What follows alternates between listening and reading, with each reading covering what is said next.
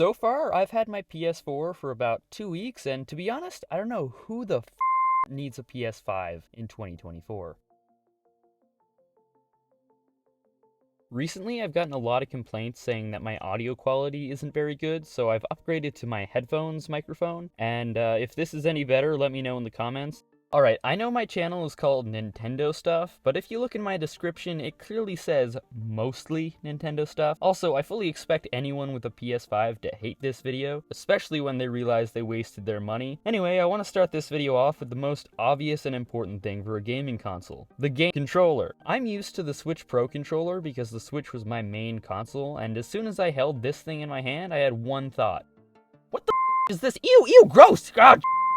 Get that away from me, that's disgusting! But now I'm actually pretty used to it, it's pretty good. Now I can't even go back to the Pro Controller, it's really great, just very different feeling. I also hate when my thumbs touch each other on the analog sticks, it's pretty weird and uncomfortable. Another important thing to mention regarding the controller is stick drift. It's basically unavoidable on the DualShock 4, and Pro Controller for that matter. I'm gonna talk about games in a second, specifically this one, but first I've gotta talk about one of the most important factors: the price. I got this for about $140. It was also completely refurbished. Not a bad deal. You can find a lot of PS4s and even PS4 Pros for around that price. New and used PS5s go for a lot more than that, and the PS5 Pro is absolutely outrageously priced. The best part about the PS5 is obviously the games, and most of those games are also available on the PS4. Spider-Man Miles Morales was also a PS5 launch title. You know, a game meant to push you to buy the new console.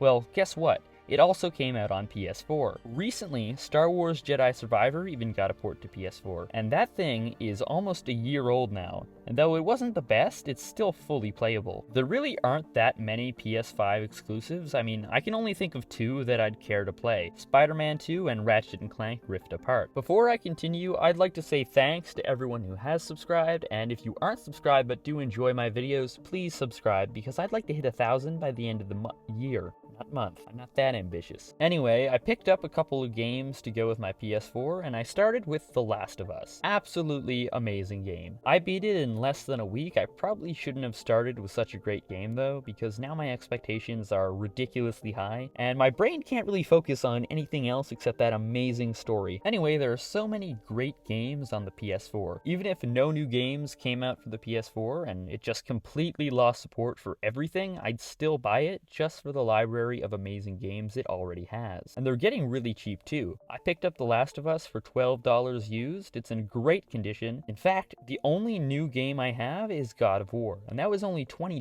The PS4 actually has pretty good graphics. I mean, they're pretty great. Personally, I don't think that graphics are that important. I recently replayed The Legend of Zelda Twilight Princess on my Wii, and obviously it does not look great in 2024, but I still enjoyed it a lot. I don't think the jump in graphics between the PS4 and PS5 is that big of a deal. Sure, it looks a little bit nicer, but I'd be perfectly fine if video game graphics didn't evolve past the PS4. I mean, it really wouldn't be a big deal to me, and it still looks so much better than the Nintendo Switch. Anyway, if you're interested in older consoles, you should check out this video to find out if the Wii is still worth it in 2024.